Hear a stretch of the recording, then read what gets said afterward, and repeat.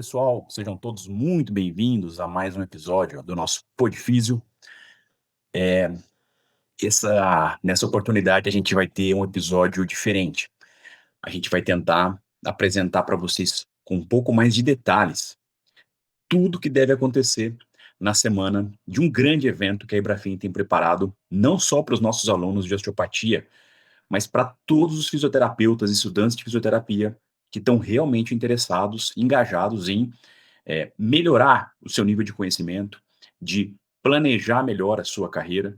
Então, a gente vai falar sobre alguns temas que são essenciais para a carreira, para a vida de qualquer fisioterapeuta, e a gente vai falar sobre eles dentro da perspectiva e do ponto de vista dos nossos professores palestrantes, que são grandes referências que a gente tem no Brasil, cada um aí em suas áreas de atuação.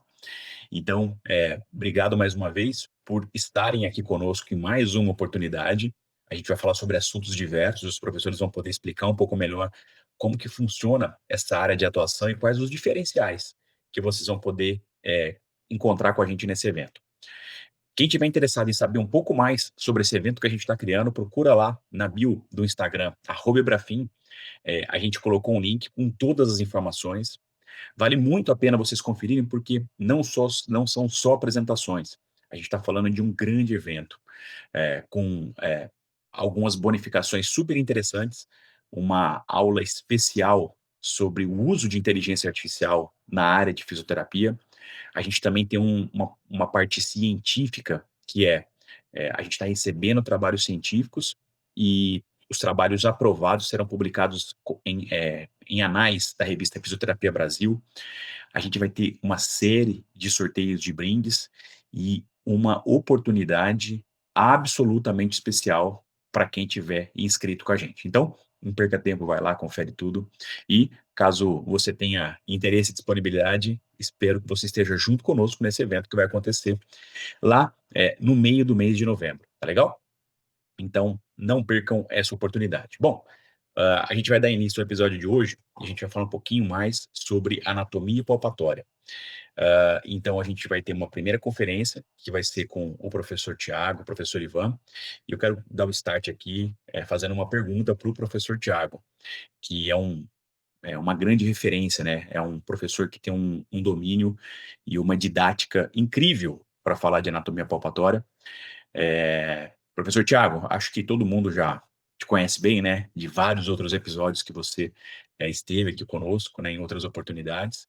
E para dar o start, né? Eu queria que você respondesse a seguinte pergunta, né? Ou comentasse um pouco mais sobre isso. O que você considera o termo anatomia palpatória resolutiva? Mais do que isso. Na anatomia palpatória ou anatomia de superfície, né?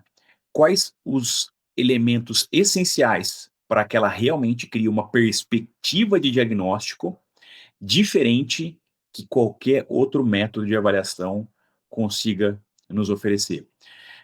Obrigado pela sua participação mais uma vez e daí uma introdução para esse nosso grande evento. Bom, muito obrigado pelo convite. Essa pergunta, Bruno, é muito pertinente, ela é muito importante também para poder mostrar um pouquinho esse lado de uma ferramenta tão importante que são as mãos, né? E o nosso próprio evento, ele fala, são mãos que transformam. E eu queria falar que uma vez isso transformou a minha vida também. Há mais de 20 anos atrás, eu fui fazer um curso e nesse curso tinha um professor renomado do Brasil e ele viu minha mão, eu trabalhando ali, recém-formado, pouca experiência, pouca maturidade também em cima disso. E ele falou, ó, você tem mão boa. E eu queria dar um destaque maior para essa frase que ele me deu naquele dia, que transformou a minha vida. E eu espero que também esse congresso ele consiga transformar a vida de muita gente e que consiga ajudar muitas outras pessoas. Por que eu falo isso? Porque a anatomia palpatória, segundo a pergunta do Bruno, é uma coisa muito importante, ela é fundamental, porque através de todos os conceitos que você tem, você consegue, com um olhar um pouco mais, não só de definir o que é, se essa estrutura é um osso, é um ligamento, é um tendão, é uma artéria, é uma víscera, não é só simplesmente a capacidade de você identificar, mas sim a capacidade que você tem de raciocinar clinicamente o local que você está tocando, muitas vezes diferente de um diagnóstico, por exemplo, de um exame de imagem que é muito comum e corriqueiro, né, na nossa prática na saúde. Então, esse tipo de olhar de correlações de tecidos, de olhar a anatomia de uma forma mais integrada, interagindo, né, com o corpo, com o movimento, com a própria anamnese que o paciente te faz raciocinar e através da sua mão você conseguir identificar locais de tensões acumuladas, podendo gerar desconfortos em outras zonas de trabalho. Por que eu falo isso? Porque a nossa ideia, né, do tocar é você conseguir entender se tudo que está acontecendo ali está de uma forma fisiológica e se não está, o que está acontecendo, o que passa ali, sabe? A gente costuma estudar anatomia muito relacionados a continente e conteúdo. O que é o continente? Continente é tudo que abraça, por exemplo, o arcabouço, todos os tecidos, por exemplo, o tórax. E tudo que é o conteúdo são todas as estruturas que por ali passam, artérias, veias, nervos, a parte linfática, a parte facial, a parte visceral, e todas as estruturas elas se comunicam. Então, o legal da anatomia e da anatomia palpatória é você conseguir interagir com o corpo, interagir com o sistema, conseguir gerar diagnóstico e sim dar o melhor caminho para os nossos pacientes. Eu espero que nesta minha fala, desde a minha linha do tempo lá de trás, que transformou a minha vida, eu espero que esse congresso e esse curso também transforme a vida de vocês.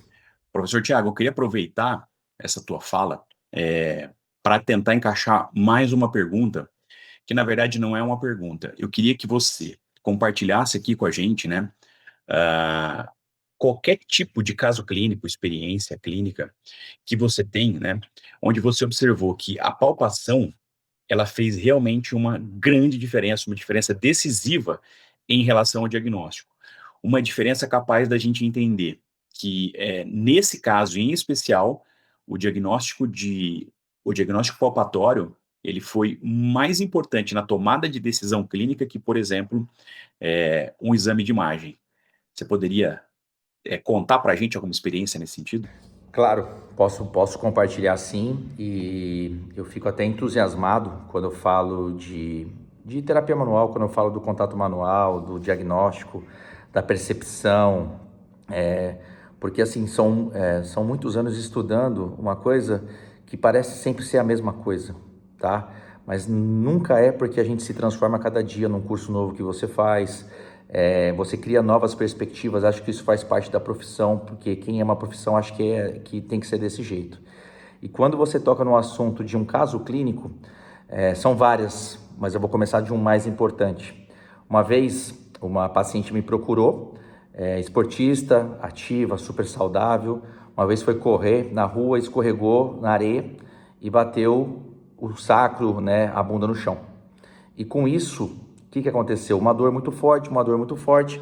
Como geralmente muitos pacientes têm uma referência a um fisioterapeuta, né, como muitos aí que vão assistir nas suas cidades também são referências em relação a isso, e é um fisioterapeuta de primeiro contato. Então, ela fez o contato, né, e logo agendamos a consulta por uma sessão de osteopatia, que é o que geralmente as pessoas procuram num momento desse. E aí, na avaliação, né, conversando, teve um trauma, e esse trauma não pediu para que a paciente parasse, né, de correr. Ela continuou correndo, mesmo com dor, continuou correndo, persistiu, e a dor também persistiu pós-atividade. E no meio da consulta conversando, e conversa vai, conversa vem, a paciente já estava com dor para sentar. Quando ela sentou, ela sentiu dor. Na hora que ela levantou, ela sentiu dor. E aí fomos para uma palpação, né? Depois de uma inspeção bem feita, uma palpação foi necessária. E na hora que eu fiz a palpação no sacro, percebi que um contato leve de uma pressão gerava um desconforto muito grande. E me chamou, que a gente, né, bandeira vermelha. Trauma, sem um exame de imagem na minha mesa, uma dor exacerbante a um toque leve, opa, alguma coisa errada. A minha pergunta é, o que tem de errado nesse lugar? Não sou eu, né, que vou fazer algum tipo de técnica, algum tipo de liberação, algum tipo de manipulação numa paciente dessa. Por isso que a avaliação e a sua experiência vale muito nessa hora, porque a minha palpação ela ajudou a definir um diagnóstico, onde essa paciente ela saiu do meu consultório, pode ser meio que um pouco frustrada, esperando um milagre da vida, E aí, né, já encaminhei diretamente para ela procurar um hospital e realizar um raio-x ou uma tomografia, tá? Ela voltou com um raio-x, um exame simples, só que ainda bem que ela voltou com o exame e eu pedi para que ela solicitasse esse exame, uma fratura no sacro, naquele local depois da queda, e se por acaso eu tivesse feito alguma coisa mais imediata, né, talvez eu não tivesse sido um profissional assim que tivesse um cuidado maior com os pacientes. Então, a anatomia palpatória nesse dia, ela foi um divisor de águas, ela foi fundamental na minha vida e também na vida dessa paciente, que eu agradeço até hoje, porque todo paciente é um teste, todo paciente é uma forma de perceber se você está estudando, se você está evoluindo. Nem todo caso, nem toda patologia vai ser sempre tratada da mesma maneira. O mundo não é linear, tá? A gente tem que trabalhar com coisas imprevisíveis, a gente tem que trabalhar com coisas mais complexas, a gente tem que trabalhar com raciocínios clínicos. E a mão, ela nada mais é do que a definição do que você é hoje e do que você se transforma. Então, eu agradeço. Tiveram outros casos também, como epicondilites, as tendinopatias laterais de cotovelo, que a gente acha sempre que é um tendão inflamado, e a gente sabe que a literatura já mudou muito isso. E hoje eu consigo definir muitas vezes um estresse maior do nervo radial, criando uma irritabilidade articular e uma irritabilidade tendínea, né? Pacientes que têm lombociatalgia, que a gente sabe sempre, a gente acha sempre que é L4, L5, L5, S1, que tem um comprometimento discal, que é uma hérnia, e tem diagnósticos diferenciais que muitas vezes pode ser simplesmente um ponto gatilho na região de piriforme, na região de glúteo, que pode dar uma dor referida muito parecido com uma dor irradiada, né? Um aspecto muito parecido. Então a gente tem que tomar cuidado para a gente conseguir ajudar as pessoas com um olhar sempre único, como se fosse sempre a primeira vez. E é assim que eu fecho aqui a minha participação respondendo essa pergunta. E obrigado mais uma vez pelo convite, estou muito feliz de estar aqui. E pessoal, a gente tem aqui com a gente também outra grande referência, um professor que, apesar de mais novo, é um grande talento que a gente tem aqui com a gente, é um pouco mais novo, mas não menos experiente. É um professor que está aí na luta, né, estudando osteopatia e trabalhando clinicamente, né, atendendo pacientes há, há muitos anos, né, e com uma rotina muito forte, né, de atendimentos. Então, professor Ivan, obrigado aí também pela tua presença, pela tua participação e principalmente pela contribuição que você vai ter com a gente nesse grande evento da Ebrafim. Professor Ivan, eu ainda vou falar com vocês aí em relação à parte palpatória, né, a parte de anatomia de superfície. Eu queria que você tentasse me falar o seguinte: a anatomia de superfície, ela é talvez mais difícil da gente trabalhar, estudar e aprender do que outras formas de explicação anatômica. Por quê? Porque não é só conhecer a anatomia, é identificar pontos estratégicos, né, para que você consiga reconhecer a anatomia através das suas mãos em um indivíduo. Então, eu queria que você pudesse explicar para a gente um pouco melhor, né, para todo mundo que está assistindo, ouvindo a gente, como que é possível treinar essa palpação de maneira mais objetiva para que ela não fique subjetiva ou variável entre os profissionais.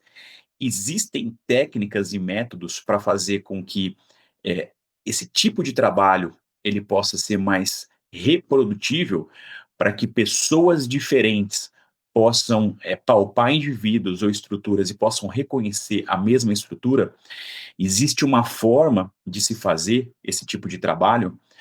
Você poderia explicar um pouco melhor para a gente como que funciona isso? Professor Bruno, demais colegas aí presentes, primeiro eu gostaria de agradecer a oportunidade de estar no meio de tanta gente boa assim, né? Tanto nesse podcast quanto nesse congresso, que eu tenho certeza que vai ser de muito conhecimento, vai ser muito rico para todos os presentes, todos os colegas aí, fisioterapeutas e osteopatas, amigos aí da área da saúde. É um prazer imenso fazer parte disso, estar em meio a grandes referências aí e poder compartilhar um pouco do nosso conhecimento aí com tantas pessoas aí que estão buscando melhorar a cada dia mais, né? Vamos lá. Sobre a anatomia palpatória, né? Anatomia de superfície, eu também concordo que ela é mais difícil, né, do que a anatomia de livro, digamos assim, a anatomia propriamente dita, né? O conhecimento anatômico. Por quê? Porque realmente eu preciso de uma boa base de conhecimento anatômico para poder conseguir ter uma boa sensação palpatória de qual tecido eu estou buscando palpar, sentir, onde que está a localização topográfica e tudo mais. Porém, eu até, uma coisa pessoal, eu tive, né, um caminho meio que inverso. Não que inverso, obviamente estudei anatomia no livro, como todo mundo, já desde o início da faculdade, evolui para a superfície, mas o meu primeiro curso durante a graduação foi de anatomia palpatória aí no primeiro semestre da minha graduação. Então, quando eu fui ter primeiro contato com anatomia palpatória, anatomia de superfície, eu ainda não tinha nem a anatomia de livro tão consolidada na minha cabeça. E fiquei até levemente perdido aí durante o curso, mas foi bom isso. Foi bom para eu entender a diferença real sobre olhar uma imagem, que é muito válido, obviamente, nós precisamos desse conhecimento, e ter noção de onde está topograficamente tal músculo, onde está topograficamente qual víscera, qual que é a referência óssea que eu preciso encontrar antes, né, para que eu tenha uma boa referência de palpação muscular, visceral, ligamentar. Então, esse conhecimento aí que foi jogado na minha cara logo no começo da faculdade me ajudou muito a entender assim, eu preciso ser muito bom de anatomia para conseguir desempenhar um bom papel de palpação, né? E é claro que quando nós buscamos estratégias para melhorar o processo de sensibilidade, né, para melhorar, para aguçar ainda mais, a gente está falando de sensibilidade, de questões sensitivas que são individuais de cada pessoa, né? Então é um pouco difícil, né, da gente conseguir padronizar um protocolo de melhora de sensibilidade. Porém, é claro que as informações prévias, as experiências prévias, elas contam muito. Então, a experiência, quanto mais pessoas eu palpar, quanto mais tecido eu buscar, quanto mais pacientes eu avaliar, mais fácil, mais aguçada se torna a minha palpação. Eu começo a ter melhores referências, obviamente, do que é um tecido tenso, do que é um tecido relaxado, do que é uma questão anatômica que está normal, ou será que isso não está dentro dos parâmetros da normalidade, né? Então, obviamente, a experiência ela manda muito. Mas existem também estratégias aí que são validadas até, né? Então, assim, melhora as questões de treinos sensoriais mesmo, né? Questões de sentir diferentes texturas, sentir estruturas anatômicas, peças anatômicas, né? Assim como nos laboratórios de anatomia, eu pegar uma vértebra, sentir o tamanho de um processo transverso de uma vértebra torácica, sentir o tamanho de uma vértebra lombar, por exemplo, tudo isso me dá um bom respaldo prévio para conseguir melhorar o meu processo de palpação no meu paciente. E é claro que cientificamente tem ainda outras estratégias, né? Claro que alguns artigos falam de avaliação cega com informações cruzadas, onde dois avaliadores eles vão avaliar os mesmos pacientes sem trocar informações para depois comparar dados. E as questões de interexaminador em relação às palpações ósseas, principalmente, elas são boas, né? Porque é dali que a gente vai para os outros tecidos. Então, eu vejo que muitos colegas aí que falam assim, eu tenho dificuldade na palpação de tal víscera. Mas, obviamente, a topografia daquela víscera não é tão simples assim como uma topografia óssea. Então, vamos lá. Essa víscera, para eu chegar nela, eu começo onde? Difícil eu chegar diretamente no tecido visceral. E alguns músculos também. Então, as referências ósseas, elas são muito mais fáceis de serem palpadas. Então, essa já é uma dica, né? Eu quero chegar no músculo. Onde esse músculo se insere, de onde esse músculo sai, qual que é o vetor de força, com contração eu consigo sentir melhor. Então, os artigos mesmo falam que as palpações ósseas, elas têm melhor aí, compatibilidade, né, na relação interexaminadora. Então, sempre a gente busca, através de um tecido ósseo, buscar um outro tecido. É claro que, questões mais aguçadas, né, também podem ser, usadas para eu conferir as minhas palpações. Então, também tem alguns estudos aí que correlacionam, por exemplo, palpação ao uso de ultrassonografia, de ultrassom para identificar a deformidade no tecido que eu estou buscando. E aí eu tenho certeza que eu estou com uma profundidade certa, exata, para atingir determinado tecido. Alguns estudos até mostram, por exemplo, ressonância magnética. Será que se eu fizer uma palpação, fizer um exame de imagem, eu consigo ver deformidade naquele tecido? E aí as pessoas elas começam começam a perceber o quanto de pressão para chegar em determinado tecido. Então, existem sim estratégias aí para melhorar, né, aguçar a sensibilidade palpatória, que podem ser assistidas por tecnologia ou não. A questão de comparação interexaminador também ela é muito válida, né? Claro que a gente tenta ajudar até nas aulas muitos pacientes, os alunos, né, perdão, com isso, palpar junto, conferir, né, entre aspas, a palpação e por aí vai. Mas a gente precisa de treino, né? Treino sensorial, treino tátil, aguçar o sentido mesmo, porque no fim das contas é isso que a gente precisa. Claro que com uma boa base anatômica. Sem o conhecimento anatômico na cabeça, não tem como eu saber onde buscar determinado tecido. Professor Ivan, eu vou aproveitar aí a resposta para tentar emendar uma outra pergunta para você, que eu também acho bastante importante, né? Na tua opinião, quais seriam as possíveis armadilhas ou crenças aí falsas que você ouve falar, observa, escuta em relação à anatomia palpatória? O que é isso? O que a gente pode ouvir por aí no dia a dia que pode nos fazer pensar um pouco melhor, né? Quando que a anatomia palpatória ela é realmente importante e decisiva para uma tomada de decisão clínica, e como que ela pode ser mal utilizada, mal explorada e muitas vezes até mal interpretada dentro de um contexto aí terapêutico geral. Eu queria que você tentasse explicar para a gente quais são os limites que você considera importantes com relação à utilização desse tipo de ferramenta avaliativa. Então, qual que é a importância dela dentro do contexto clínico, né? E quais os limites que ela tem também dentro do contexto clínico. Eu acho importante, né, citar essa questão, né, de até onde nós podemos ir com determinadas avaliações, né? É claro que a palpação, para mim, ela é imprescindível quando nós falamos de terapeutas, fisioterapeutas, profissionais da saúde que estão trabalhando com pacientes com sintomas ortopédicos. Então, eu estou atendendo um paciente com dor, seja eu fisioterapeuta, osteopata ou não, eu preciso colocar a mão nesse paciente para entender o que está acontecendo muitas das vezes, onde estão bloqueios articulares, onde estão, né, as restrições articulares, as tensões teciduais, musculares, dentre outras, né? Eh, mas quando nós palpamos, nós buscamos também processos dolorosos, né? E eu acho que nessa questão dos processos dolorosos a gente tem que tomar um pouco de cuidado. Por vezes, né, por muitas das vezes, a dor do paciente no processo de palpação pode vir de um dano ou de uma tensão local palpatória. Porém, cada vez mais, quando nós paramos, né, para entender os tipos e subtipos e subcategorias de dor aí, nós vemos que, principalmente em pacientes com predominância nociplástica, por muitas das vezes, quando eu vou palpar esse paciente, se eu palpar áreas distintas, né, e espalhadas pelo corpo, eu posso encontrar sintoma, né, descrito pelo paciente em várias delas, se não em todas elas. E até que ponto será que esses sintomas eles são relacionados a um dano real ou potencial local do tecido? Até que ponto esse sintoma descrito pelo paciente, ele vem de um processo de sensibilização central, né. Então, eu acho que a gente tem que entender em quem usar a palpação, buscando o sintoma, em quem usar a palpação buscando apenas as informações que são importantes para mim relacionadas à sensibilidade. Por exemplo, tensões teciduais sou eu que sinto, agora sintomas só o paciente pode descrever, e a gente tem que tomar cuidado. Será que tudo dói a lesão? Que tudo que dói a lesão, que nós já sabemos que não é assim que funciona, né? Então, qual que é o tipo de dor predominante desse meu paciente? Mas, continuo dizendo que a palpação ela é imprescindível.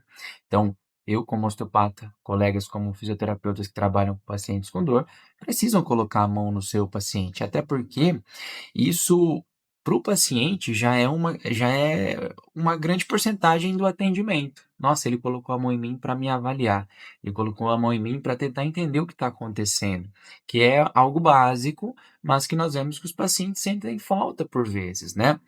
E o diagnóstico diferencial de uma palpação também ele é importante. Por exemplo, se eu tenho um paciente, Um exemplo prático, teve um entorse de tornozelo, está com edema, possibilidade de lesão ligamentar.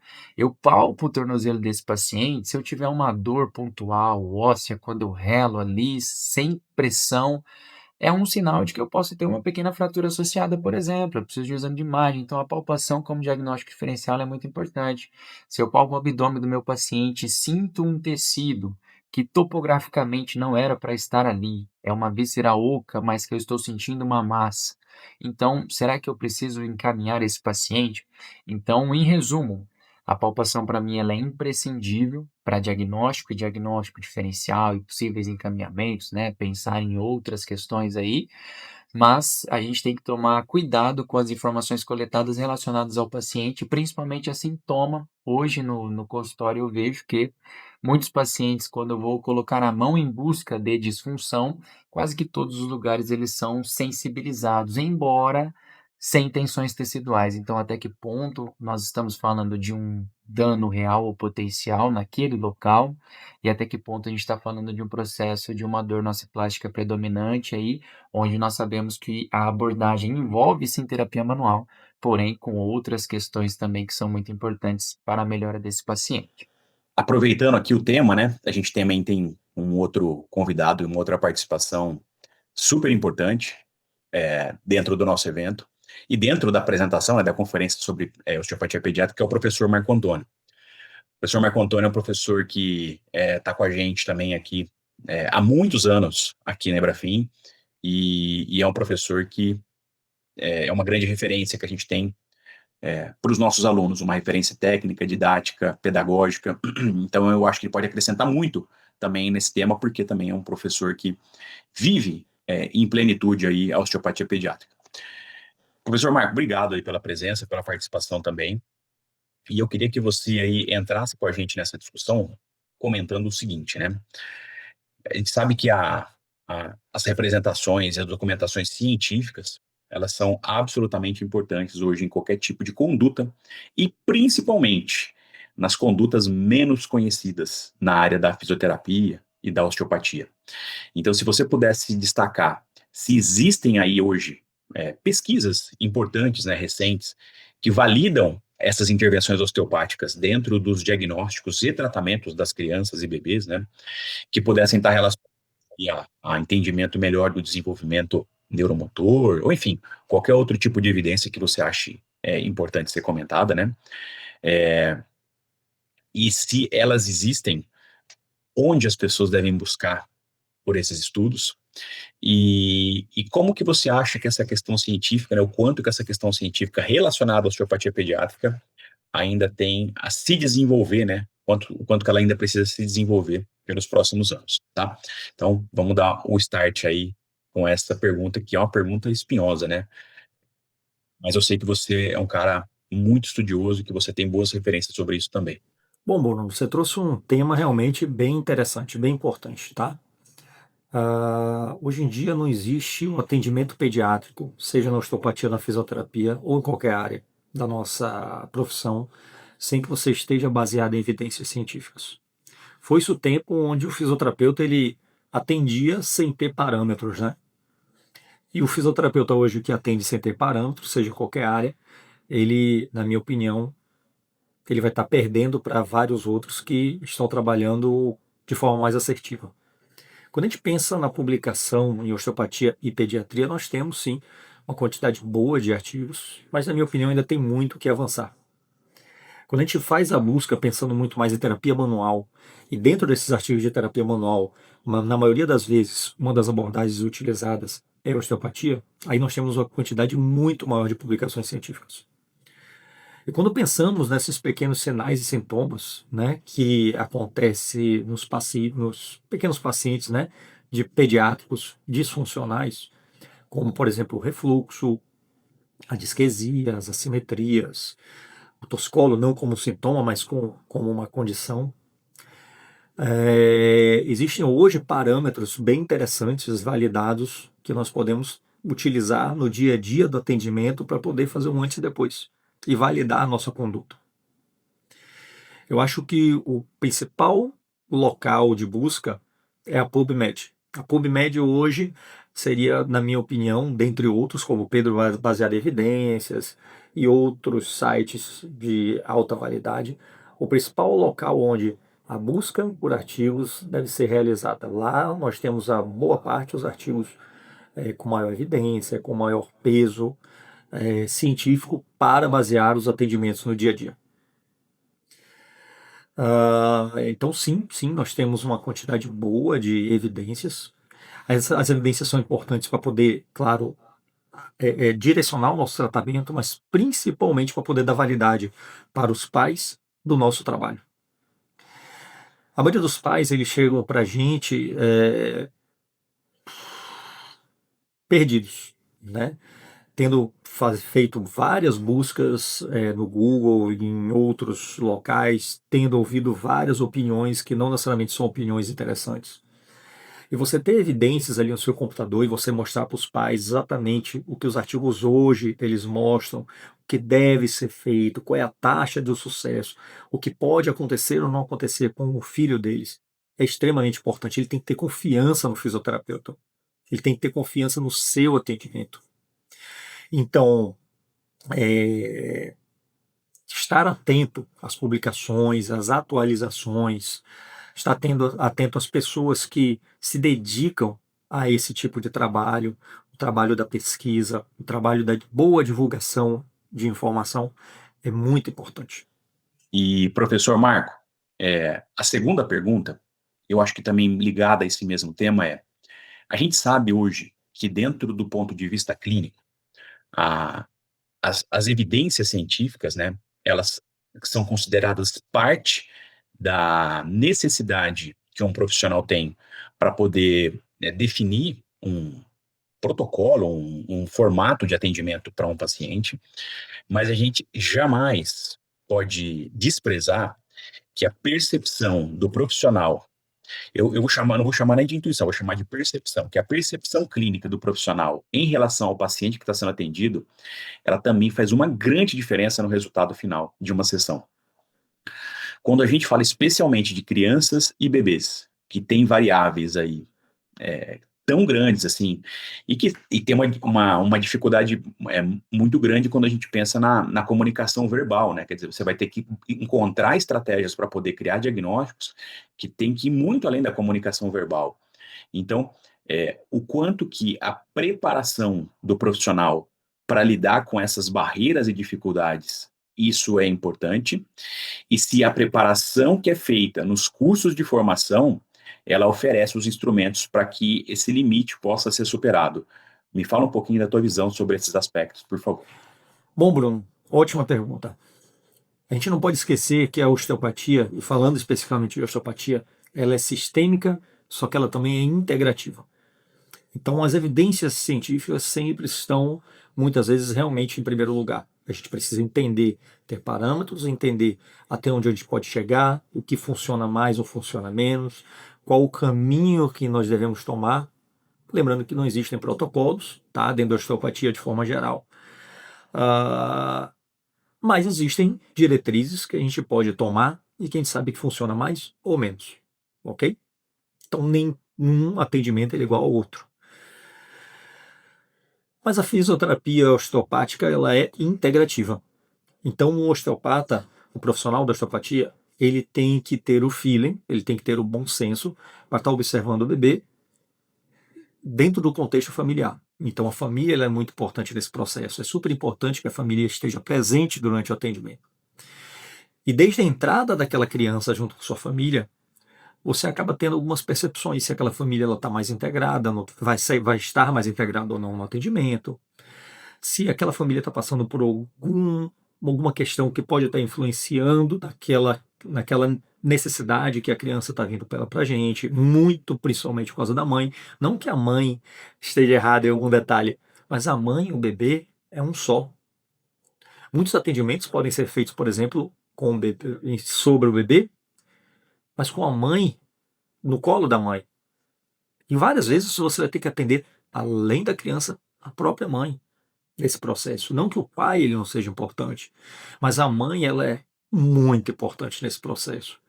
Então é essa percepção que você vai criando com o tempo, entendendo que não é apenas uma questão corporal, física, mas que existem outros fatores que vão influenciar no que aquela criança está passando, é extremamente importante. E não falando apenas em bebês, falando também em crianças um pouco mais velhas, crianças atípicas, crianças que vêm para a gente muitas vezes e temos que nos integrar em uma equipe multidisciplinar e interdisciplinar. Então, o osteopata, ele precisa ter realmente uma percepção um pouco mais apurada. Essa percepção ela é desenvolvida com o tempo.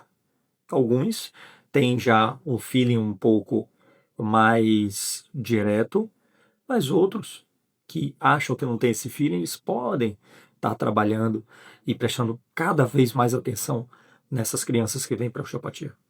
Bom, a gente vai mudar de novo aqui o foco das nossas perguntas e hoje agora a gente vai começar a falar sobre um outro tema, que é um dos temas aí mais pedidos que a gente tem aí quando a gente faz qualquer tipo de enquete, pesquisa, para os nossos alunos, para o público de fisioterapeutas em geral. Talvez a maior, talvez não, com certeza a maior demanda que a gente tem hoje em clínicas e consultórios de fisioterapia no mundo todo. A gente vai falar um pouquinho sobre dor. E a gente tem para falar, a gente trouxe, né, vai trazer no nosso evento, e tem agora para falar um pouquinho mais para vocês sobre dor, uma das principais referências que existem no Brasil hoje sobre dor. Um professor que está presente aí nos maiores congressos que a gente tem no Brasil, nacionais e internacionais, um professor que tem uma gama, né, um acervo gigantesco de produções científicas na área, e que mais do que isso, que está envolvido no dia a dia desses pacientes, porque é um fisioterapeuta também que atua lá na clínica como um fisioterapeuta, gestor, administrador. Obrigado pela presença e pela participação mais uma vez, pela parceria, professor Fleury, e obrigado por arrumar um tempinho para a gente também, que a gente sabe que a tua agenda é uma agenda difícil, é uma agenda muito concorrida, e eu queria que a gente começasse a preparar um pouquinho, né, nessa apresentação de novembro, e esclarecesse para as pessoas algumas coisas, né. Então é muito legal quando a gente fala sobre dor, porque a gente mais ou menos já quebrou um tipo de mito ou estigma que antigamente a gente imaginava que a dor ela estava objetivamente e só relacionada com algum tipo de lesão específica. E hoje a gente tem uma clareza maior para entender que a sensação de dor do paciente não necessariamente está ligada a algum tipo de lesão. A gente tem inúmeros casos de pacientes aí com lesões importantes e não tem nenhum tipo de dor, e pacientes com lesões aí praticamente insignificantes ou desprezíveis, ou sem uma lesão estrutural específica, né? E também com sofrimento de dor muito grande. Então, eu queria começar, né, esse papo, né, essa discussão, que você falasse um pouquinho mais para a gente em relação a todos os aspectos que você considera importantes sobre isso, né, de como que as crenças interferem no processo. E eu queria que você fosse além. As crenças do paciente e as crenças do terapeuta. Você pode falar um pouquinho mais sobre esse tema para a gente? Fala, Brunão. Fala, pessoal. Tudo bem? Que coisa boa poder conversar com vocês aqui mais uma vez em um evento da Ebrafim. Motivo de alegria para mim fazer parte dessa escola já há quase 10 anos, né? Caminhando para 10 anos. E, sem dúvida alguma, quando a gente fala sobre dor, é sempre um desafio, né, Bruno? E, poxa, que legal a gente ter essa oportunidade no evento para falar sobre dor, para entender um pouco mais as coisas e para discutir. A gente está aqui para aprender o tempo todo, eu, você, todo mundo, e é legal a gente ter isso em mente no nosso dia a dia. Mas vamos lá. Você tocou num tema bem importante, hein, Bruno? Falar sobre crença é sempre uma situação assim delicada. Por que é delicada? Porque tem paciente que acredita que somente um tipo de conduta vai funcionar ou somente um outro tipo de conduta vai funcionar. E é óbvio, a gente precisa apresentar para o paciente aquilo que tem respaldo, aquilo que tem resultado, aquilo que muitas vezes já foi testado no dia a dia, como as rotinas, as evidências.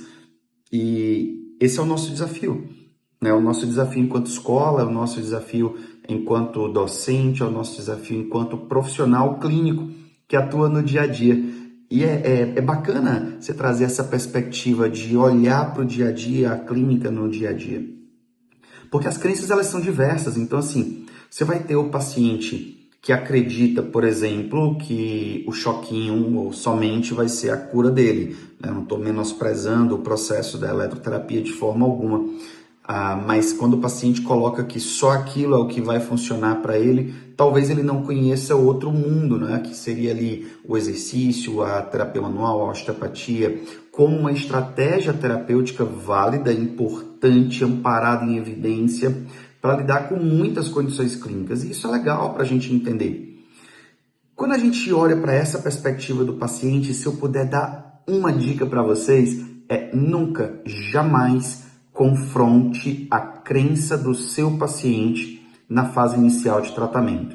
Porque a grande questão vai ser a seguinte, ele vai pensar aqui na cabeça dele, olha, o que eu acredito que funciona é isso. Aí ele vem e me diz aqui que o que funciona é outra coisa, mas ele não tirou minha dor, não me deu resultado. Então ele quer me dizer que uma outra coisa funciona, mas ele não me provou isso até agora. Então, primeiro, cria uma conexão, mostra resultado para o teu paciente no dia a dia e com base nos resultados que você apresentar, você vai ressignificar a crença do paciente, evitando, obviamente, o confronto, evitando dizer, não, isso aqui não serve, não, isso aqui não vai mudar nada.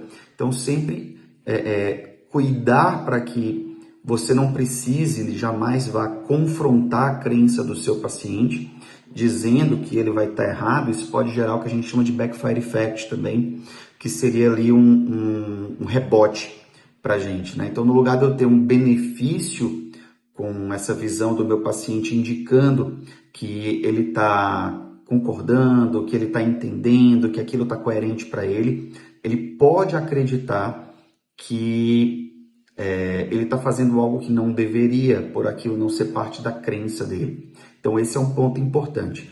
O fisioterapeuta tem que saber o que ele está fazendo, tem que trabalhar com qualidade, com foco em resultado. Sempre, gente, resultado é super importante. Não adianta eu ter palavra bonita e não entregar resultado. E isso é importante para o paciente. Estou falando com vocês aqui direto do meu consultório. Então, sim, eu atendo o paciente no meu dia a dia. Tem uma tarde cheia de atendimento aqui, porque é importante para mim não só lecionar e transmitir conhecimento, mas também mostrar no dia a dia, na prática, que a gente pode sim dar resultado para o nosso paciente e trazer melhora clínica. Esse é um ponto super importante para a gente, tá? Fleury, eu queria aproveitar esse tema para que a gente pudesse discutir um pouquinho mais uma questão que eu acho que está muito relacionada a isso. Se a dor hoje, ela não tem parâmetros, eu vou usar uma palavra aqui que depois você pode me corrigir na tua fala se você quiser, tá? Talvez o termo não seja o mais adequado, mas talvez assim, se a queixa de dor não tem parâmetros tão objetivos para que a gente possa entender a sua causa, origem, intensidade, como a gente faz hoje, ou como a gente deveria fazer para poder mensurar de maneira mais adequada os padrões específicos de dor, monitorar e acompanhar esses pacientes que sofrem com esse tipo de queixa e que tipo de dados são importantes para poder desenvolver planos de tratamento, evolução e pensar na evolução desse tipo do paciente ao longo do tempo. Eu queria que você falasse um pouquinho mais sobre isso com a gente, considerando aí a dificuldade, acho que a palavra talvez seja essa, né? Dificuldade de trabalhar com todas essas variáveis. E o profissional? Tem profissional que também tem crença disfuncional, né? Uma crença de que só um tipo de terapêutica funciona ou só um outro tipo de terapêutica funciona. A gente vem conversando bastante sobre isso nas dinâmicas dos congressos internacionais. Só esse ano já participei de 3 congressos grandes, né? O último agora, mais ou menos 3.000 pessoas, e isso é bacana da gente entender, porque a partir do momento em que eu trabalho com o meu paciente no dia a dia, eu também preciso trabalhar com o meu profissional no dia a dia, para que o profissional enxergue que tem um mundo que ele pode usar no atendimento do paciente, não uma única técnica, e que esse mundo ele é maior, ainda maior, quando eu consigo seguir no papel de somar terapias. E para que eu some terapias, e aí eu vou citar aqui 4 possibilidades, que seriam exercício, terapia manual e educação em neurociência da dor, que estão presentes em praticamente todas as diretrizes de prática clínica para manejo de dores musculoesqueléticas, e adicionalmente a eles a eletroterapia, que vem ganhando força, vem entrando aqui como uma nova rotina também no manejo de algumas condições, principalmente de forma associada. A gente já tem hoje gente fazendo eletroterapia associada à terapia manual, olha que legal. E tem eletroterapia associada a exercício. Então essa realidade, ela ganha força e a gente começa a trazer resultados ainda melhores para os nossos pacientes. Então, se eu puder deixar essa perspectiva para o profissional agora some perspectivas, some intervenções, some oportunidade de cuidado. E aí na hora que o teu paciente olhar para ti e disser assim, tá, mas eu não queria fazer essa técnica, ou eu não posso fazer essa técnica nesse momento por algum determinado motivo. E aí você tem mais coisas para lidar com o seu paciente e o teu repertório é ainda maior. Mas a gente vai conversar mais sobre isso no evento e eu deixo aqui o convite para vocês. Nos vemos em novembro. Forte abraço. Pessoal, aproveitando assim para falar um pouquinho mais sobre dor, né? A gente queria trazer dentro desse evento um tema que é diferente, mas absolutamente atual, moderno e importante para lidar com o tratamento de dor crônica. É inegável e é de conhecimento público que tratamento de dor é algo complexo e obrigatoriamente multiprofissional. Então a gente vai falar um pouquinho sobre algo que é, digamos assim, menos discutido na nossa área de fisioterapia, e depois dessa apresentação e depois dessa palestra vocês vão ver que é algo que realmente precisa ser dado um enfoque diferente, uma importância diferente, e esse tipo de conhecimento precisa ser inserido dentro, especialmente, assim, de maneira muito especial, dos casos mais crônicos, porque envolve uma variável importante no estilo de vida do paciente que tem sofrimento com dor crônica. Então, a gente tem para falar aqui um cara que tem uma experiência incrível com isso, que trabalha com isso há muitos anos, é um professor de um conhecimento absurdo, é, é um conhecimento não só teórico do processo, mas também científico e prático, porque vive disso e vive desses atendimentos todos os dias. Então, professor Sérgio, muito obrigado aí por estar com a gente nesse episódio desse podcast, né, e estar com a gente também nesse evento da Ebrafim, mais uma vez por mais um ano. Professor, eu queria que você começasse explicando para a gente assim, como é que a gente integra o conhecimento de nutrição, suplementação, em questões relacionadas a movimento, abordagens cognitivas, protocolos de tratamento em casos de dor crônica. Como que esse conhecimento nutricional ele é aplicado dentro, de maneira concreta, né? Dentro do desenvolvimento de planejamento de tratamento em casos de pacientes. Eu sou Sérgio, né? Sérgio Bispo, fisioterapeuta, osteopata e especialista em acupuntura, professor da Escola Brasileira de Fisioterapia Manipulativa, Ebrafim, né? Atuo na área de osteopatia mais ou menos há uns 11 anos, né? 11 a 13 anos, mais ou menos. Antes de me formar em fisioterapia, sou formado em educação física, e sempre tive uma certa curiosidade em relação a, a processos bioquímicos, né? E uma mente muito inquieta em relação a como funciona o nosso sistema do ponto de vista fisiológico. Então, essa questão de como se eu consigo, ou tento, né, melhor dizendo, integrar a nutrição e a suplementação no paciente com dor crônica, é algo bem interessante, né? Então, se a gente for pensar, algo que tem bem claro na minha mente, quando eu atendo um paciente, é que aquele corpo, aquele ser humano, é uma unidade, e uma unidade dinâmica. Então, quando a gente está falando que é uma unidade dinâmica, a gente está falando que aqueles sistemas todos no nosso corpo, eles têm uma relação de interdependência. E essa relação de interdependência faz com que o corpo humano ele funcione de forma plena ou de forma, vamos dizer assim, submáxima, né? Ou em condições precárias, né? Que aí é um quadro patológico já instalado. Então, no caso do paciente de dor crônica, a primeira coisa quando ele chega no meu consultório, para que eu integre esse raciocínio pensando ele como um ser humano, é a escuta, entendeu? Então eu faço a escuta dentro do contexto da anamnese para que eu possa entender a queixa desse paciente, né? relacionada à dor crônica, seja ela envolvendo uma dor generalizada, dentro das subcategorias da dor crônica primária ou secundária, né? Se é uma dor generalizada, como tipo fibromialgia, se é uma síndrome dolorosa complexa regional, se é uma dor crônica primária relacionada à cabeça, face e pescoço, né?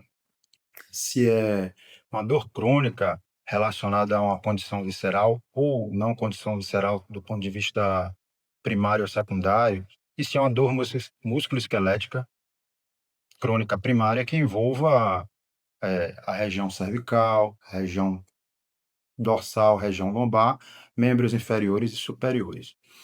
Então, partindo já desse princípio, né, e entendendo aquele paciente, o raciocínio ele já começa, vamos dizer assim, criar uma cadência para que eu possa criar um funil e tentar chegar às vias de fato do que mais ou menos está acontecendo no universo daquele ser humano, né.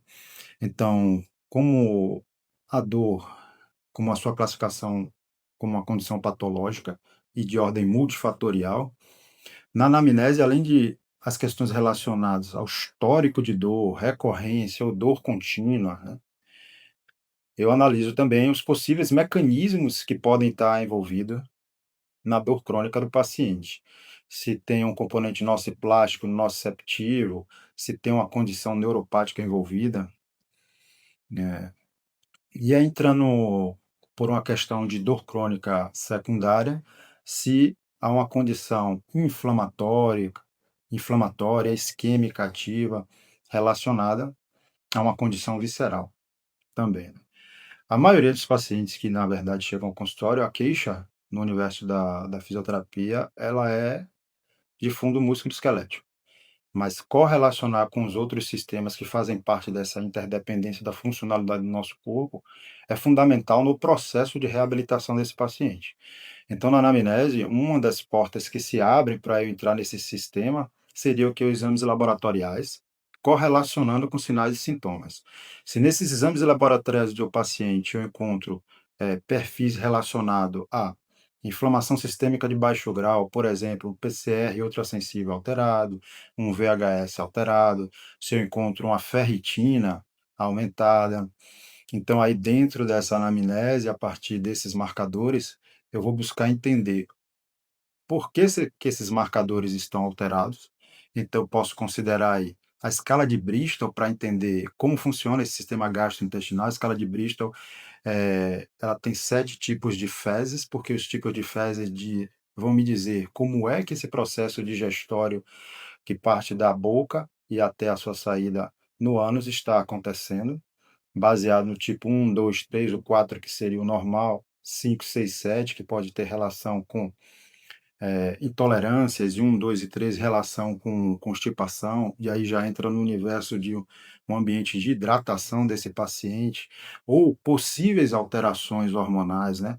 A gente sabe que a testosterona ela tem um potencial de estimular a motilidade gastrointestinal, então já abre outro leque para as questões hormonais relacionadas à função gastrointestinal também. O estrogênio tem uma tendência à constipação. Por isso que o universo da constipação, ele tem mais relação com o universo feminino do que com o universo masculino. Então, condições como deficiências relacionadas à vitamina D, deficiências relacionadas à vitamina B12. Por quê? Isso me diz mais ou menos as condições de base que esse paciente se encontra para que eu possa intervir no processo de reabilitação desse paciente. Se eu quero melhorar uma condição de um tendão, é um caso de uma tendinopatia do tendão do calcâneo, né, que eu atendo alguns pacientes relacionado à prática do triatlon, à prática da corrida, mesmo que seja de uma forma recreacional, e aí a sobrecarga desses sistemas pode vir por uma via de que forma? Um treinamento mal periodizado, até uma falta de concordância daquele paciente com a planilha que foi triada por um outro profissional de educação física em relação à periodização do treinamento, a carga de trabalho, tempo de recuperação desse tecido, né. Então, o tempo de recuperação desse tecido eu tenho que levar em consideração, tanto do ponto de vista nutricional, quanto do ponto de vista se eu vou pensar em intervir com algum tipo de suplemento que me auxilie ou auxilie esse sistema a ter uma recuperação adequada dentro do que eu venho programando no trabalho de reabilitação. Vamos lá, para ser mais claro, né? A gente sabe que uma condição subjacente relacionada, por exemplo, a uma dislipidemia, ela pode interferir no processo de recuperação desse tendão, porque as dislipidemias, que é a alteração principalmente ali do perfil lipídico da corrente sanguínea do paciente, interfere na vascularização periférica, assim como o diabetes mellitus também pode interferir nessa inervação e vascularização periférica interferindo, vamos dizer assim, a gente tem um olhar, vamos dizer assim, quando a patologia já está instalada. O comprometimento que a instalação dessas patologias vão gerar nesses tecidos. Mas até mesmo essas patologias já estando controladas, será que esse tecido vai estar apresentando uma aptidão necessária histológica para um processo de reabilitação, carga de trabalho, para que ele tenha uma recuperação efetiva e adequada em um tempo hábil para que ele retorne e sane essa dor crônica, né? O paciente, por exemplo, relacionado à fibromialgia, existem condições de base que têm uma relação com esse paciente de fibromialgia. Um exemplo é a síndrome do intestino irritável. Então, eu tenho que entender que na dieta desse paciente, no âmbito nutricional, vão ter componentes da própria dieta, exemplo, alimentos ricos em B12, que eles podem não ser absorvidos de uma forma adequada por causa de um histórico de refluxo gastroesofágico, uma alteração da mucosa do estômago interferindo no fator intrínseco e processo de absorção dessa vitamina B12. E a gente sabe que a vitamina B12 ela interfere no metabolismo energético dos tecidos, incluindo o tecido nervoso. Como que a permeabilidade gastrointestinal desse meu paciente, do ponto de vista de absorção dos nutrientes de um modo geral, pode estar interferindo na capacidade de oferta desses micro e macronutrientes no sistema sanguíneo, e isso vai fazer com que chegue aos tecidos periféricos e me auxilie no processo de reabilitação. Então, entender essa integração desses mecanismos relacionados à dieta do paciente e à nutrição, claro que amparado por um profissional de nutrição, para que tenhamos um trabalho transdisciplinar, de forma segura, efetiva, visando o quê? Beneficiar o paciente de dor crônica. Além disso, ter o conhecimento de base nesses pacientes de dor crônica de alguns suplementos, né, que promovem algum tipo de benefício para ele, né. Esses suplementos que são poucos que a gente encontra que tem alguma evidência que vão realmente trazer valores salutares na reabilitação do meu paciente, dentre eles, o ômega 3 pode realmente auxiliar, por exemplo, na redução dos triglicérides, e redução de triglicérides eu vou estar mexendo com o perfil lipídico desse meu paciente, vou estar melhorando a funcionalidade, a nutrição dos tecidos, e isso pode indiretamente me auxiliar o que no processo de reabilitação de uma tendinopatia. Fora isso, existem outros. Por exemplo, se é uma condição neuropática, tem um suplemento que é chamado de ácido alfa-lipoico. Alguns estudos mostraram que ele tem uma melhora nesse processo de atenuação, modulação do ambiente neuropático do paciente. Mas já saíram outros estudos que mostraram que essa ação não é tão efetiva. Mas sabe-se que o ácido alfa-lipoico, ele auxilia no metabolismo de absorção da glicose, regulando inclusive a glicemia, né? E aí a gente pensa em outros suplementos, né, como por exemplo, os probióticos, os pré-bióticos, o psyllium. O psyllium é uma excelente fonte de fibra que tem relação realmente com a regulação da hemoglobina glicada e da resistência insulínica, né. Então pensando citei um pouco antes a diabetes mellitus, mas aquele paciente que tem um quadro pré-clínico de diabetes, que seria a resistência insulínica, até pela própria fisiopatologia, a gente sabe que há uma interferência na nutrição desses tecidos, na qualidade vascular e neural desse tecido, para que a gente dê uma carga de trabalho na reabilitação e uma periodização de treinamento. Então, integrar esses sistemas, essas informações para que eu possa ofertar o melhor ao paciente é mais ou menos como eu penso, né. Então, esse exemplo da tendinopatia foi um caso de um paciente que ele estava evoluindo bem, e aí no meio do tratamento ele recidivou, e aí eu tive que introduzir algumas conversas para que ele levasse essa informação para o nutricionista e o nutricionista adequasse a dieta dele e entrasse com alguns suplementos, como, por exemplo, magnésio, ômega 3, com a enzima Q10. A vitamina D, no caso dele, não foi indicação, porque não foi identificado nenhum tipo de deficiência. A B12, ela não estava associada à deficiência, mas ela estava próxima aos limites inferiores. Então, essa conversa com o nutricionista e o conhecimento da nutrição, exames laboratoriais e alguns suplementos que podem potencializar o resultado com o meu paciente é mais ou menos dessa forma que eu penso. Então, muito obrigado, e eu acho que é mais ou menos isso. Ô, professor Sérgio, então eu queria que você me descrevesse, eu queria que você me falasse o seguinte, ó. Vamos tentar fazer o seguinte exercício.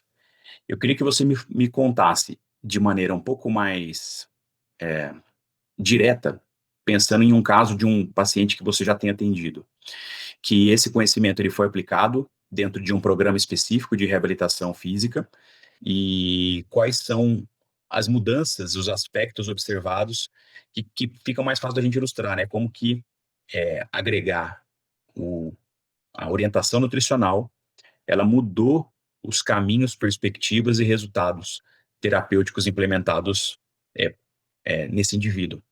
Então, se você puder me dar um caso um caso real que tenha sido atendido aí, que de repente vale ser usado como exemplo e como destaque, seria muito interessante. E emendando nessa mesma pergunta, eu queria que você me falasse também se você observa que se existe, na tua opinião, né, ainda algum tipo de aspecto cultural que ainda limita esse tipo de acesso das pessoas a esse tipo de intervenção, né, a complementar esse tipo de intervenção, e, e também, assim, ou se não, ou se o que a gente está vendo hoje é uma grande revolução nas questões relacionadas à alimentação, porque hoje em dia é inegável que as pessoas elas estão muito mais preocupadas com alimentação, suplementação, e se você acha que a gente está passando por uma transformação importante e uma virada cultural onde isso deve fazer parte dos programas também de reabilitação, né, não só estéticos, mas também de reabilitação ao longo dos próximos anos.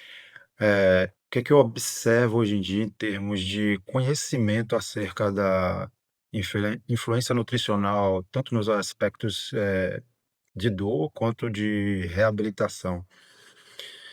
Eu acho que o profissional hoje da área de saúde, ele já vê que tem uma certa importância. Teve um crescimento muito grande de uns 5 anos para cá, baseado até em algumas pesquisas que ficaram muito mais acessíveis em relação à influência nutricional no tratamento da dor.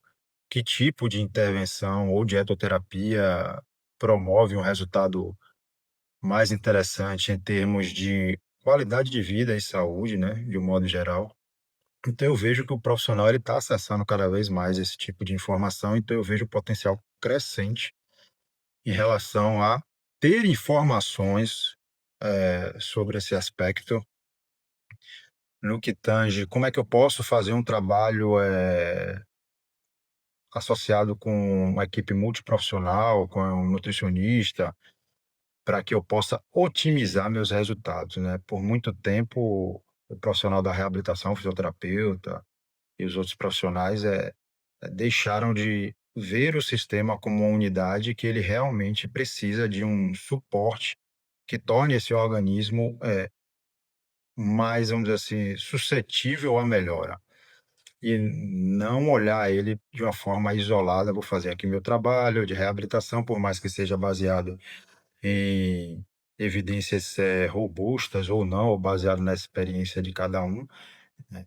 Ter essa percepção de que uma abordagem multimodal e multiprofissional, ela interfere muito contundentemente no resultado e melhora do nosso paciente, né? Então eu vejo que existe uma curiosidade e um acesso maior, sim. Já em se tratando da minha experiência, vou trazer à tona um caso bem interessante, né? Que foi um paciente com histórico de uma tendinopatia, praticante de atividade física já há algum tempo. E no primeiro contato com ele, na anamnese, uma das informações que ele trouxe que foi bem importante é que ele achava que aquela dor fazia parte do treino, por causa do volume de treinamento que ele fazia, né?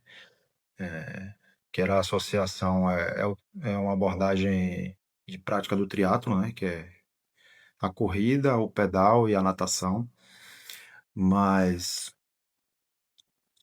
então ele sentia algumas dores, dava um intervalo rápido, então suportava a dor e continuava treinando. Então, um paciente jovem, né, com sua faixa etária aí de 26 anos, então está praticamente no auge do seu desenvolvimento e alcance de performance de aptidão física, né? Então, as lesões chegou a um ponto que essa tendinopatia interferiu na própria continuidade do treinamento e progressão do treinamento. E aí, quando ele entrou em contato, eu avaliei o tendão, ele já trouxe alguns exames de imagem no qual, né, identificou-se, né, uma entesopatia, uma bursite retrocalcânea, né? E isso tudo fez com que, do ponto de vista músculo-esquelético, e alguns testes que eu realizei, testes clínicos e ortopédicos, mostrasse que aquele tecido estava realmente com algum tipo de sobrecarga que foi gerado ao longo de um treinamento, acredito, sem recuperação ou sem uma evolução progressiva, sem uma carga adequada de treinamento, né? Uma carga de trabalho adequada de treinamento e o principal, recuperação. E aí, quando você analisa, criando o perfil desse paciente no histórico dele, você observa aqui, a qualidade nutricional dele não estava tão boa, e o sono também, que são variáveis importantíssimas, né? O sono implica não só na recuperação tissular, metabólica, como no sistema nervoso, mas se a gente for analisar, o sono interfere diretamente no metabolismo hepático. Tem estudos já confirmando que a privação de sono pode causar, inclusive, a doença hepática gordurosa não alcoólica. Então, você imagine o quanto o impacto do sono, do ponto de vista do sistema digestório e órgãos anexos, pode interferir, no caso, no fígado. E você pensa o seguinte: o fígado ele tem uma função importante também com outros sistemas que dizem respeito à recuperação. E aí vem o sistema endócrino. Então, a primeira linha de raciocínio aí que eu coloquei como base aí na anamnese dele foi a questão da privação do sono, interferindo na capacidade de recuperação e a interferência no metabolismo hepático. E a influência desse fígado, né, por uma alteração do sono, na capacidade de modular esses hormônios ou trabalhar essa síntese de alguns hormônios. O segundo componente, né, carga de trabalho. E curiosamente, para que eu não entrasse no universo de um possível overtraining, porque a queixa dele não era cansaço, eu fiz a avaliação da variabilidade da frequência cardíaca. Esse sistema nervoso autônomo, ao contrário, estava apresentando uma capacidade, vamos dizer assim, de variabilidade significativa. Ele apresentou uma VFC no nível de 90, né? Então, em uma primeira coleta. Em uma segunda coleta, ele estava mais ou menos 100. Então, o sistema nervoso autônomo estava dando conta da situação. Então, isso traz uma questão muito importante que chama a atenção. Seria a recuperação tecidual, realmente. E como é que eu melhoro essa recuperação tecidual? Então, entra em questão hábitos alimentares. Então, busquei orientá-lo para que ele buscasse um profissional que atua na área da nutrição, com enfoque nesse trabalho, e sugerir alguns suplementos que poderiam melhorar, né, essa recuperação no processo de reabilitação, né?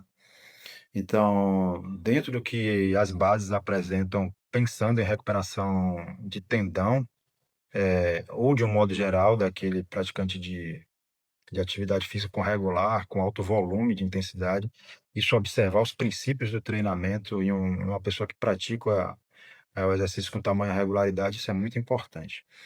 Então, questões como individualidade biológica, volume, o princípio do volume, intensidade, a carga de treinamento.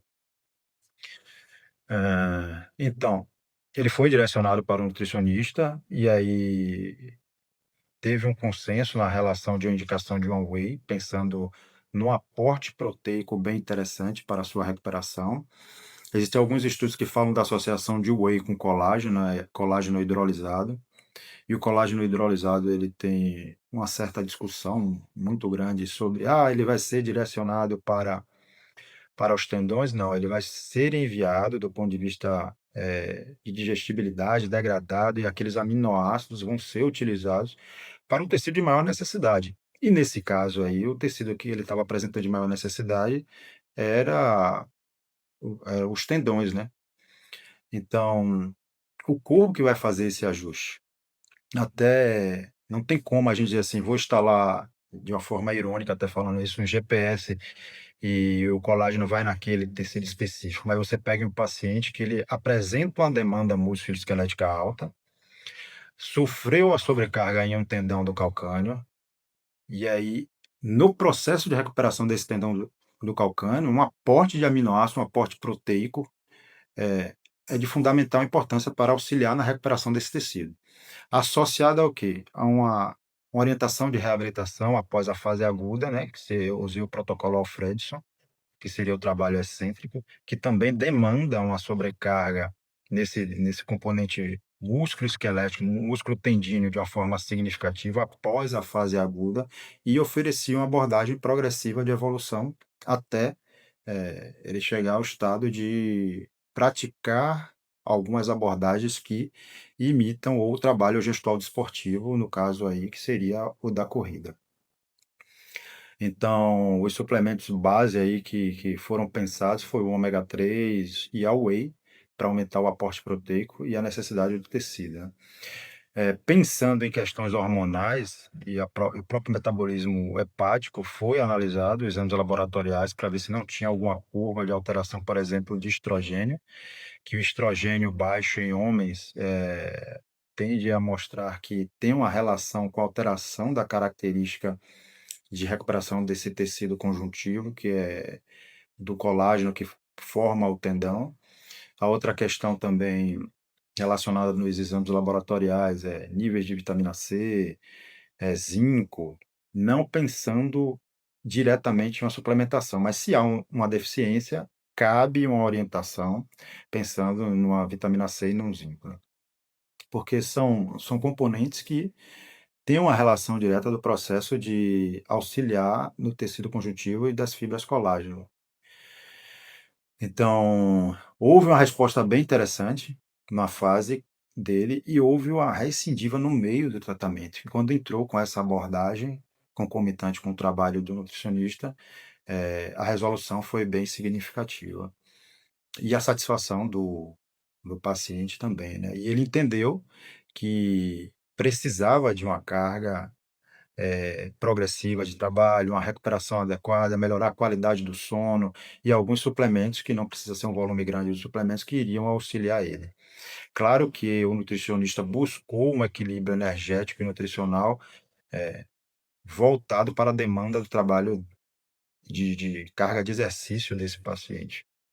Isso foi bem conversado e a introdução de exercício de resistência progressiva, né, que ele acreditava que só bastava fazer o específico e que outros exercícios, outra modalidade não dariam suporte de base, né, que a gente chama, para melhorar a qualidade desses tecidos, ou resistência de força ou força de resistência com o próprio treinamento de musculação. Então foi mais ou menos isso. Pessoal, vou virar a chave aqui de novo e agora a gente vai falar sobre o tema da nossa penúltima conferência, que é sobre as manipulações articulares, né? E parece ser um tema simples, comum, corriqueiro, simples, mas a gente vai tentar explorar algumas ideias, conceitos e principalmente uma prática, né, durante essa apresentação, para que quem ainda não tem uma ideia exata sobre isso entenda que manipulação não é tudo igual.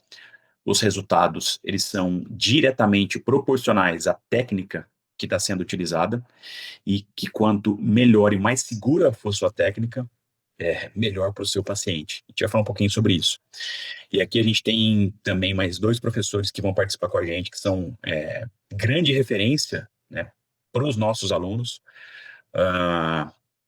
E eu vou dar o start nessa conversa com o professor Pablo, que já esteve com a gente aí em inúmeros outros episódios, que é uma grande referência que a gente tem na Embrafim como professor, né? Um professor aí que já está há muito tempo com a gente, uma referência não só técnica, uma referência como pessoa, uma referência como professor, uma referência de comportamento, de humanidade. Então, Pablo, obrigado aí pela presença e por estar com a gente mais um ano aí nesse evento.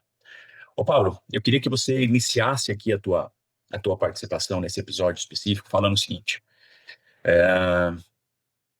como que você faz hoje, na tua prática, para definir critérios de segurança na escolha das técnicas de manipulação que você usa com o seu paciente?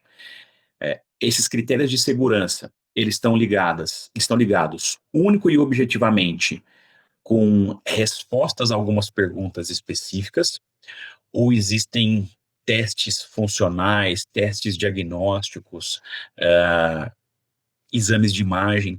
Como que você faz no teu dia a dia para determinar como que essa técnica ela pode ajudar esse paciente e como que essa técnica pode ser executada com a segurança necessária para isso?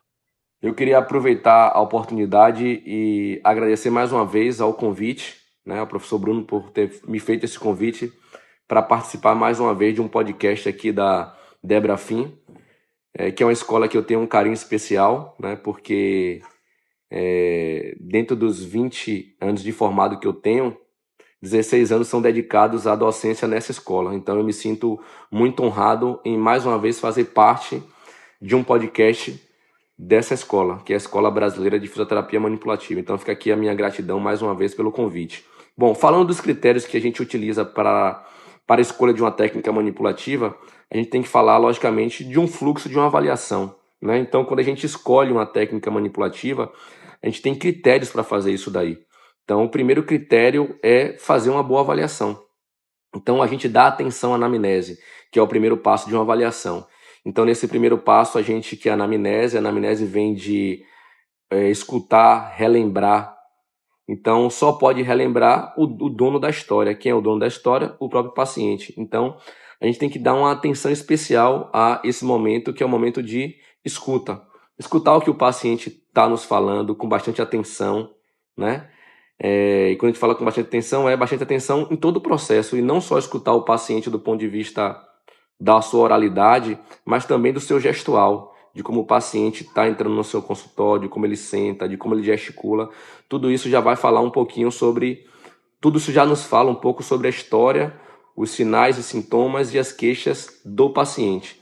Então, escutar o paciente vai além de você ouvir o que o paciente está falando, mas vai também em você perceber o gestual do paciente em cada processo dele, desde a hora que ele entra no seu consultório até a hora que ele sai. Então, a anamnese é um ponto importante da avaliação e é o ponto inicial. Dito isso, é importante lembrar que muitos profissionais da saúde acabam não dando a atenção importante, né, à anamnese. A anamnese é fundamental nesse processo. Depois da anamnese, a gente vai pular aí para o exame físico, né? No exame físico, a gente vai fazer toda a avaliação de mobilidade articular, tônus muscular, força muscular.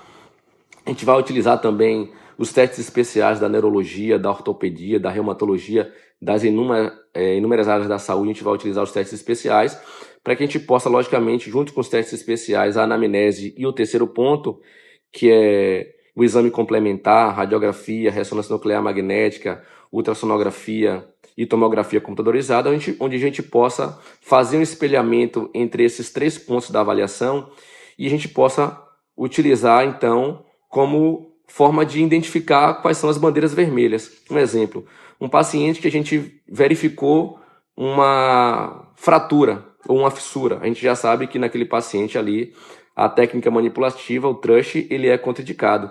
Logicamente que a gente tem outras técnicas que podem ser feitas, mas o TRUSH, ele é contraindicado para esse paciente. Um paciente que tem uma luxação naquele segmento articular, a gente não pode fazer uma técnica manipulativa, um TRUSH, mas a gente tem outras técnicas que podem ser utilizadas dentro do escopo da osteopatia para que a gente possa, logicamente, ajudar o nosso paciente.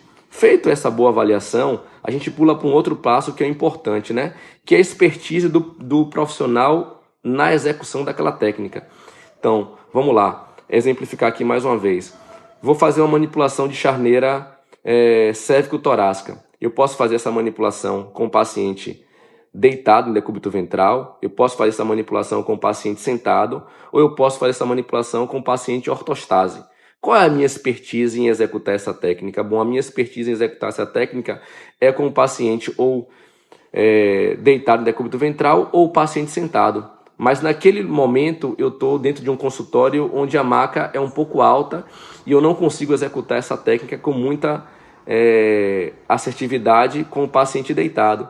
Bom, eu posso colocar o paciente, eu tenho uma habilidade para executar essa técnica com o paciente sentado ou em ortostase. Então, os utensílios que eu tenho para executar a técnica também são importantes. Por quê? Porque isso vai me facilitar ou vai me dificultar. Um terceiro ponto importante também em relação ao critério de escolha para a execução de uma técnica é se o paciente se sente confortável em executar aquela técnica, né? Então, tem pacientes, por exemplo, que não se sentem confortáveis em técnicas de estalida articular, de manipulação articular na coluna cervical.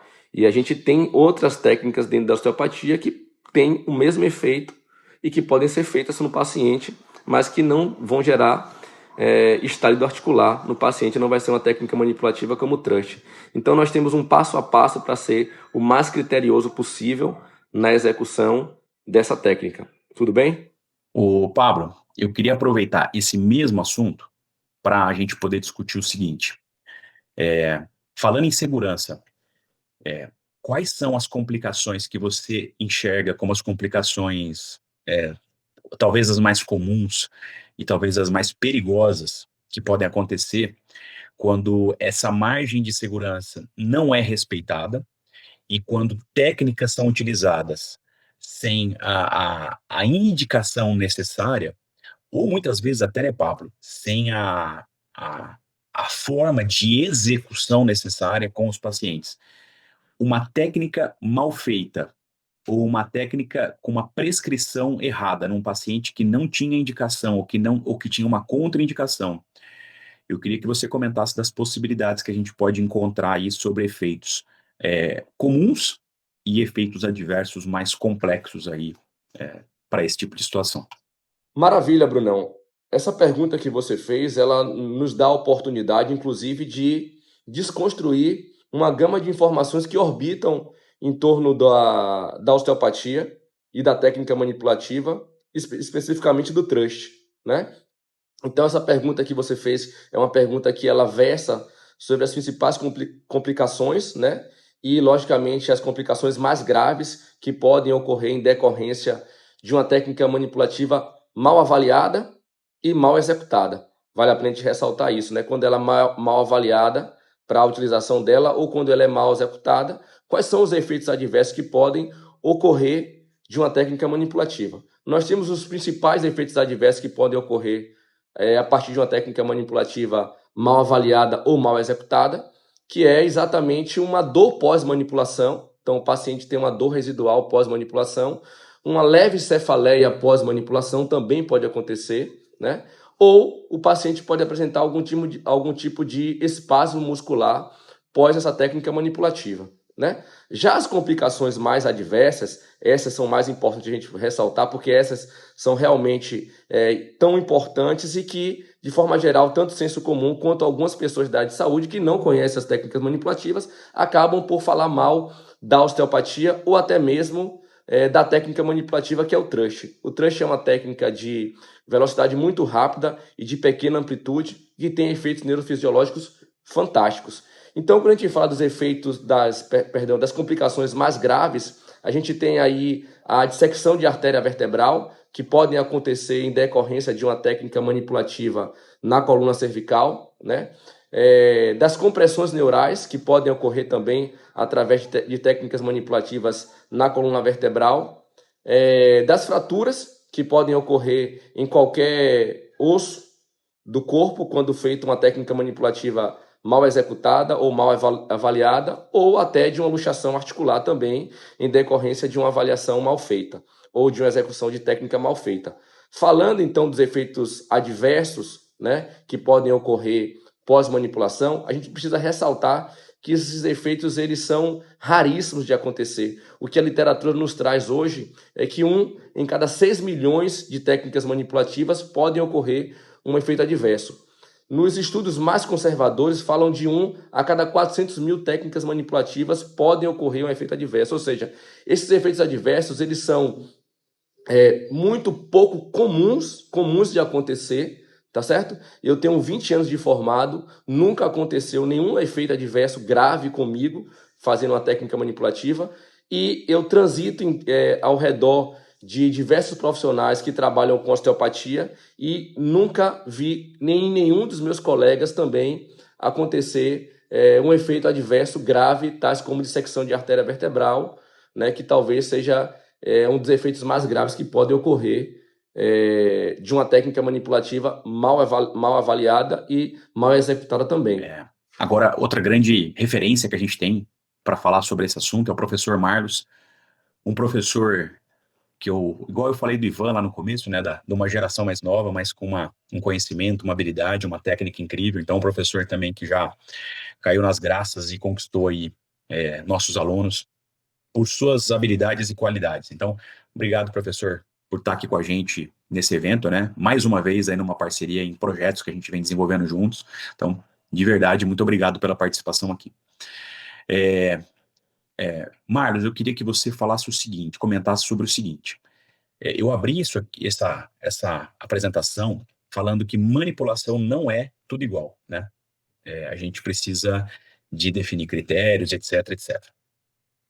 Eu queria que você comentasse um pouquinho o porquê que manipulação não é tudo igual, quais são os detalhes que devem ser considerados na hora de executar uma técnica propriamente dita. O que é isso?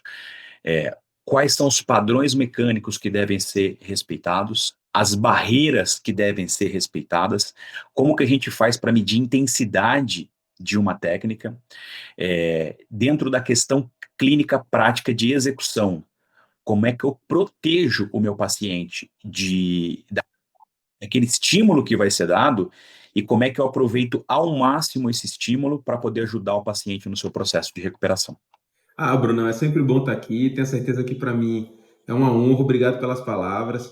Fazer parte do corpo de professores da Ebrafim, fazer parte de projetos que envolvem a Ebrafim, para mim é uma honra sem tamanho. E eu cito 2 grandes motivos. O primeiro é ter sido aluno da casa, ter feito formações, né, com a escola, e isso, sem sombra de dúvida, transformou minha vida profissional, não tenho nem dúvida disso. E o segundo motivo é trabalhar hoje dentro de um projeto ao qual eu acredito, eu confio, né? É muito bom quando você consegue casar o que você gosta, o que você ama fazer, e estar rodeado de pessoas que também concordam, né, com esse mesmo pensamento, com essa mesma linha de trabalho, e que você confia nesse trabalho, nesse projeto. Então, não tenho dúvidas que novas parcerias com certeza virão aí, a gente vai ter uma estrada muito longa juntos, né? Então, Brunão, excelente, né? Realmente manipulação não é tudo igual. E todas essas variáveis que você comentou, né? Eu considero 2 olhares grandes quando eu penso na manipulação. Um primeiro olhar é um olhar pensando em segurança. Então, segurança para mim, que estou aplicando a técnica, segurança para o meu paciente. Então, muitas vezes nós pensamos, quando falamos de segurança, apenas em condições acidentais que podem acontecer, né? Ouvi falar que a manipulação uma vez gerou um acidente vascular em alguém, gerou uma fratura em alguém. Óbvio, isso entra dentro de segurança e a gente precisa também obedecer esses critérios de especificidade, garantindo isso, né? Mas também garantindo segurança no que diz respeito aos resultados e às respostas que a gente vai ter. Então, eu tenho muito mais segurança de conversar com o meu paciente, que eu vou utilizar essa técnica nele, quando eu tenho uma perspectiva do que pode acontecer, né? Quais são as principais respostas e o porquê eu vou manipular aquele segmento, o que é que eu espero quando eu manipulo aquele segmento, do ponto de vista mecânico, local, mas também do ponto de vista sistêmico, dentro da queixa que ele está me apresentando, percebe? Então, é importante que a gente leve em consideração aspectos relacionados à segurança da técnica e também, né, um outro olhar que eu preciso ter é quem é o meu paciente. É um paciente com dor aguda? É um paciente com dor crônica? É um paciente que é um atleta? Não é um atleta? Então, são todas variáveis que têm que ser levadas em consideração. A exemplo de um paciente com dor aguda, a gente poderia pensar em manipulações que utilizassem mais velocidade do que pressão, do que massa. dentro desses parâmetros, desses ajustes, faz mais sentido, né? E construção de alavancas mais confortáveis, alavancas que são possíveis, não alavancas que são pré-moldadas ou protocoladas, ou a técnica precisa ser assim.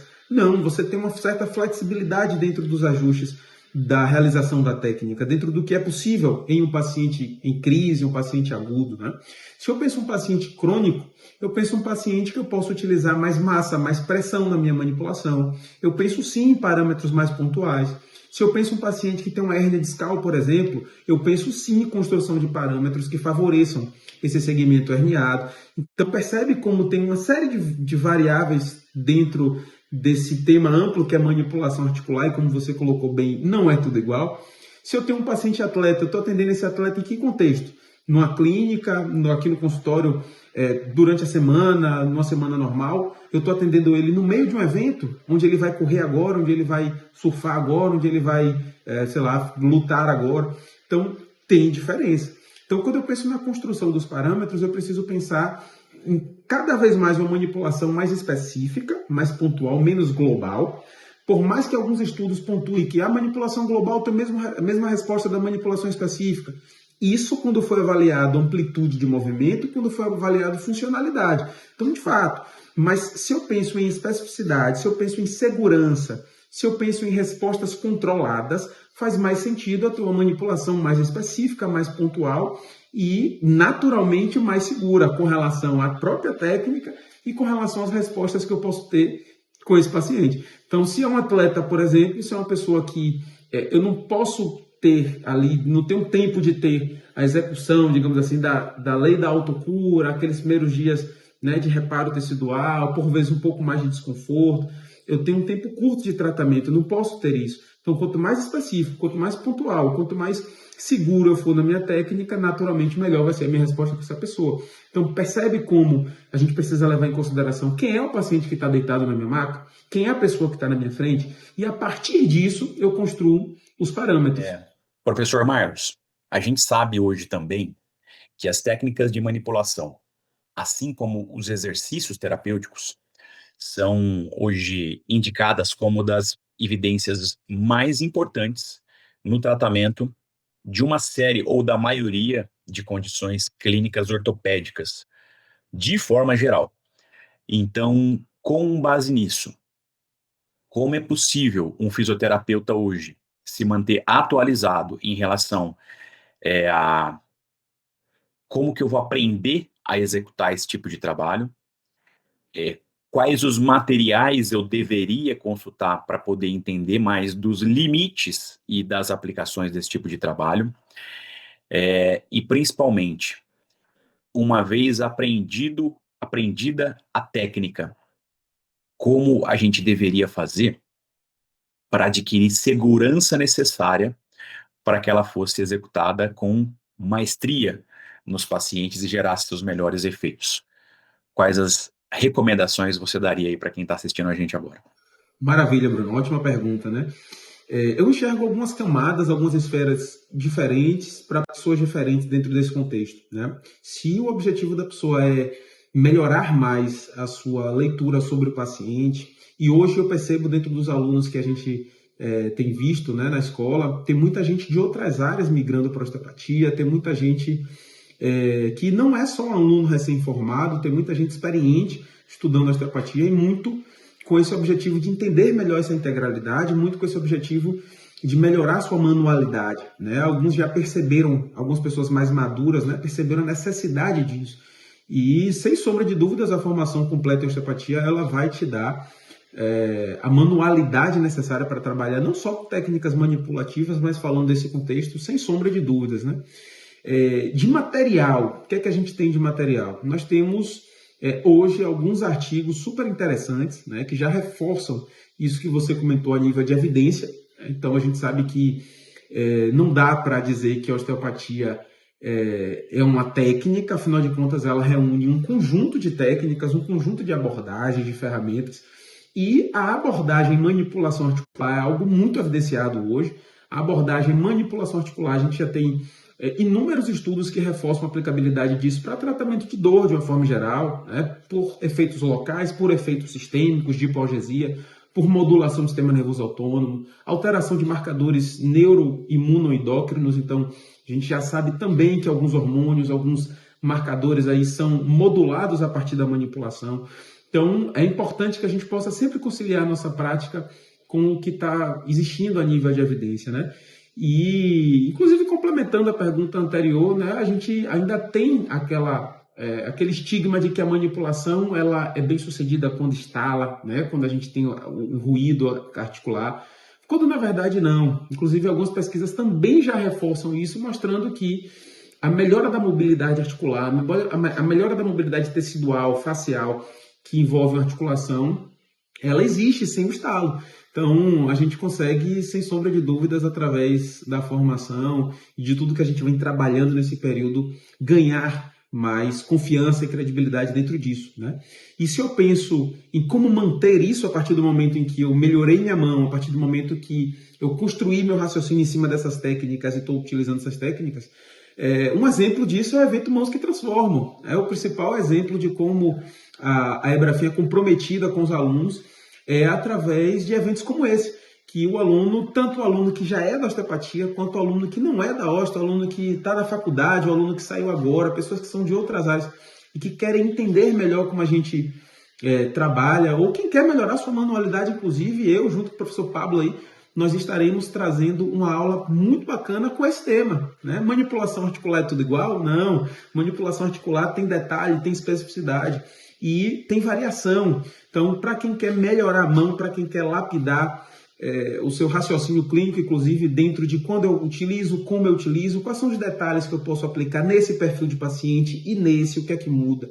Então, sem sombra de dúvida, o evento Mãos que Transformam vai ser sensacional e lá a gente vai conseguir trabalhar também de forma prática com algumas demonstrações, o que sem sombra de dúvida vai clarear, vai melhorar e vai fixar aquele conteúdo que já foi aprendido.